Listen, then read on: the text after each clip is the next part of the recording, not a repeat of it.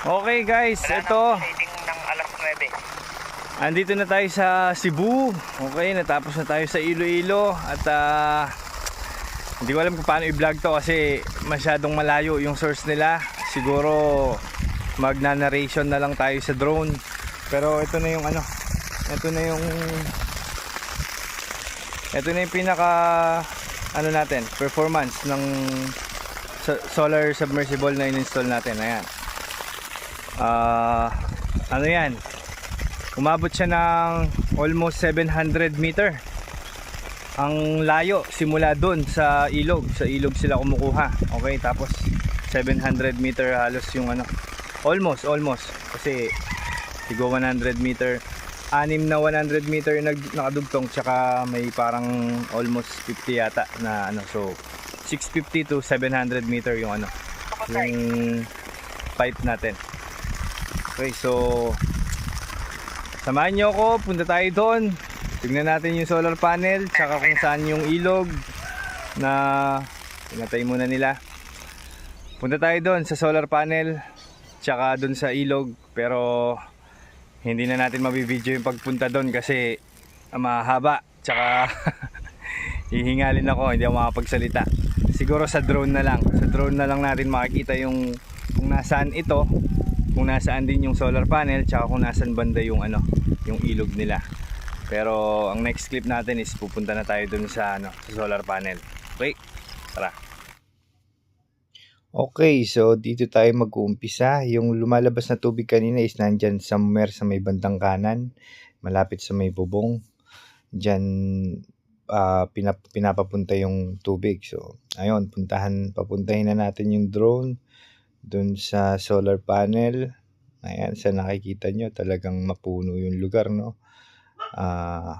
Hindi masyadong kita dyan kung gaano kahirap yung mga dinadaanan, pero ayan, kung makita nyo talaga masukal, talagang maraming puno-puno, buko, yan. Yung saging ni sir hindi yata nakita kasi yung daan na dinadaanan ng drone na to is papunta doon sa may solar panel. So and hindi rin pala straight yung daan dyan, as in may mga dinadaanan kayong pakurba-kurba, kaya talagang medyo matagal puntahan. Imagine niyo na lang yung pagdala ng mga solar panel, talagang pahirapan. Pero ayun, kinaya naman. Ayun, nakita na natin yung mga solar panel. Diyan natin inilagay yung solar panel. And then from yan, yung solar panel na yan, puntahan naman natin yung kinukuhanan ng tubig. So yun, diretso yung drone natin. Pababa na actually yan guys, siguro may elevation yan ng mga 50 meter, 30 to 50 meter, ganyan yung elevation yan. So yan, saan babanda yung pump dyan? Ayan, dyan sa buko na yan, yung sa may ilalim ng buko na banda na yan. Iyan na lang natin, maglalagay tayo ng araw. Hindi na kasi natin mababa yung drone dyan kasi medyo risky na kasi wala ng signal. Pero nandyan banda yung bukal or yung pump natin. So ayun, itinaas natin ulit yung drone para makita nyo yung pupuntahan. So yun, from solar panel, pakita natin ng mas mataas yung drone kung saan pupunta yung tubig. Makita nyo naman guys, sobrang layo. Pero kayang-kaya ng solar pump natin kasi ang specification pala ng pump natin is pang 255 meter siya na max head, tapos yung production niya is 5.2 cubic meter per hour. Yun yung maximum. Pero dahil na nasa 50 meter lang naman yung slope niyan, kaya medyo mababaw lang yung slope, yung pagkakaangat nung tubig, pero yung layo is nasa 650 to 700 meter nga. So kayang-kaya na yun nung specs na nilagay natin ng pump. So ayun na, andito na tayo ulit. Andun na, nakita ko na yung van. Ayan na rin yung bubong na nakikita niyo na yan. Andito naman somewhere dyan yung may araw yung pupuntahan ng tubig. So ayun, kayang-kaya naman. Hindi naman kakaproblema yung production. So yeah.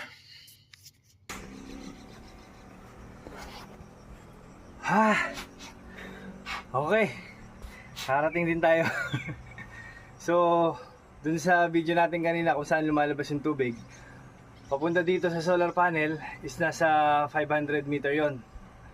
As you see, yung dinaanan natin, medyo talagang maraming obstacle. Okay. Pero ito, nandito na tayo. Ituturo ko lang ulit yung solar panel natin, solar controller natin. Ayun, may breaker tayo. Ayun, control panel, nilagay natin sa box ng mismong pump. So okay na yan para iwas overheat. Hindi na kami naglalagay pala. Actually, kung alam ko, sinasabi ko na ulit lagi ito sa video ko, hindi na kami naglalagay na metal na cabinet. Kasi ilang beses na kami nagkaroon ng overheating problem dahil minsan yung ano nila, yung caretaker nila hindi na, I mean sinasara nila, nakakalimutan nilang buksan kapag ino-operate. Hindi lumalabas yung hangin. So ever since that time na lagi kami nag-operate, hindi na kami nag-i-install ng cabinet, metal cabinet. Ito na mismong box ng pump ang inaano namin, ang nilalagay namin. Anyway, yung nakita ninyong kanina, labas ng tubig, yung lakas na yon, parang mas malakas siya dun sa bigay ng spring. Titignan natin mamaya, explain ko kung paano yung gagawin natin doon. Yung spring niya, let's say yung spring niya nagbibigay lang ng let's say 2,000 liter per hour. Yung nilalabas natin dun sa pump natin, or nilalabas ng pump natin is nasa 3,000 liter per hour. So sobra ng 1,000 liter per hour yung production ng pump ko versus dun sa production ng water source. So kapag ganun ang siste, ina-adjust natin yung lakas ng ikot ng pump. Okay? Hinaano natin siya. Hinihinaan natin yung RPM or yung rotation per minute. So para hinaan yon, so far, let's say ayan, nasa RPM tayo, 3,400 RPM siya, di ba? Pwede nating ilagay lang muna sa 3,400 siya. I-set lang muna natin siya ng 3,000. Okay. Pero since nawala ng tao dun sa wala ng tao dun sa dulo, sa may labasan ng tubig, kaya hindi natin malaman. Pero kanina nung nagra-radyo kami, yung production na malakas nasa 3,300 daw yon. So ayaw natin ng ganun kasi baka maubusan yung bukal natin or yung water reservoir na ginawa nila doon sa baba. So as much as possible, hihinaan lang talaga natin to. Pero ngayon, babalik natin siya sa pinakamalakas kasi pupunta pa ako dun sa spring. Titignan ko yung production ng spring or titignan ko yung kung ano yung sistema or kung ano yung nangyayari dun sa bukal. Kung malakas ba siyang maghigop ng tubig or kung okay lang ba. O kung okay lang ba na hindi na hinaan dito. So, tignan natin dun. So, balik na lang natin ulit sa pinakamalakas niya. Set natin ng 4,000. Tapos set. Ayan, pero hindi ibig sabihin na 4,000 yung sinet natin, 4,000 na yung magiging ikot ng motor. Magdidepende yan sa harvest ng panel. Sinet lang natin siya sa pinaka malakas na na production niya. Pero sa ngayon, alas 10. Mag-alas 10 ng umaga, ayan, 3,400 yung Pero malakas na yun guys kasi yung 3,100 kanina, almost half meter. Half meter na yung buga ng tubig. 1 inches pala yung gamit natin dito. Sobrang lakas na yung kanina. Pang lang naman nila, pang dilig sa mga saging tsaka sa water nila dun sa mga sa barracks nila. So malakas na yun. Ngayon 3,400 siya. Punta tayo doon sa sa baba. Okay. Ayun, nakabit na natin yung solar pump, yung submersible. Yung blue na pipe na yan yung dadaanan ng tubig, 1 inches. Tapos yung black, yung wire, floater switch pala yan, yung nakikita nyo para kapag nawala na ng tubig yung dyan sa bukal nila, magsha-shutdown na yung pump natin. So yun. Ayun yung ilog nila. Again, hindi dyan kumukuha yung submersible pump natin. Sabihan mo pare. Dito lang sa may Then ito rin yung labas ng bukal nila dun sa mga tubo kanina na yun. Mga nasa 3 feet tong lalim ng bukal.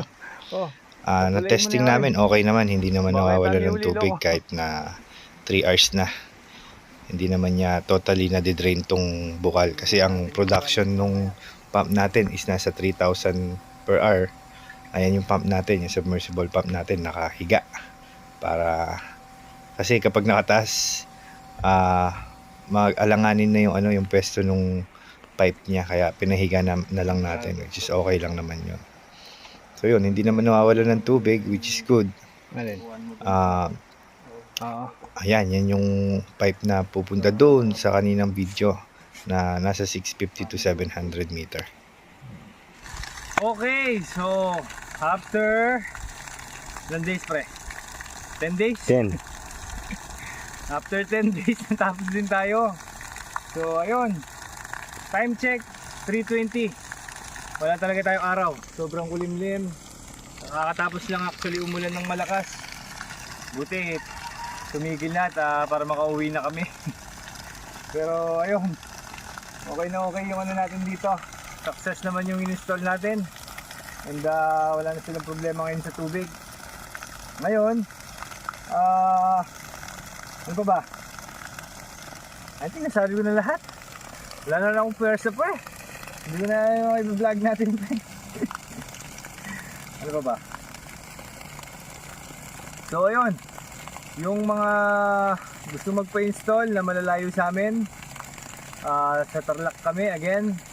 Kung medyo malayo yung site nyo sa amin at gusto nyo rin magpa-install ng mga katulad nito, or meron kayong ari-arian na katulad dito na Sir Pab, shout out pala kay Sir Pab, sorry Sir Pab, thank you po pala sa tiwala. Thank you din sa hospitality ng mga ano nyo dito, mga trabahante nyo, sobrang babait. And smooth na smooth yung transaction namin ni Sir Pab. Thank you po sa tiwala when it comes to payment, sa down payment, and sa pagpapatuloy sa amin. Ayun. So ayun, shout out ulit kay Sir Pab. Thank you very much. Mabuhay po kayo. Yung mga gusto magpa-install again, ayun, tawag lang kayo dyan sa number na yan. Pasensya na at medyo lousy na yun na naman yung vlog natin kasi laging ganito pre, no? Yung, alam mo yun, parang medyo mahirap kasi mag-vlog guys kapag sobrang pagod na. Tsaka, yun nga, talagang ngarag na yung katawan namin. Pauwi na kami actually, yun nga, 3:20 ngayon. Kanina pa kaming alas 7. So, ito na yung pinaka last vlog natin dito sa site. So, pasensya na kung medyo lousy yung video natin. Pero ayun, kung mga gusto magpa-install, again, andyan yung mga ano natin, yung contact number natin. Tapos, kung malayo po kayo sa Tarlac, pwede po natin i-negotiate yung ano dyan, yung kung paano yung gagawin natin. Pero usually yan, i-ano nyo lang, i-provide nyo lang yung ano, i-provide nyo lang yung travel expense namin. Okay, so pakita mo muna si ano, si Nardong Putik. Yan ang isa sa pinakamalupit natin installer, no? So what else? Thank you guys, hanggang ngayon nandito ka pa. Sana nagustuhan mo tong video na to, itong vlog na to, at sana nakashare tayo ng idea na kapag yung ganitong mga site is possible naman malagyan ng mga solar pump. Pwede naman kahit ganito kalayo. So ayun, thank you, bye bye. Subscribe sa mga baguhan. Bye bye, thank you.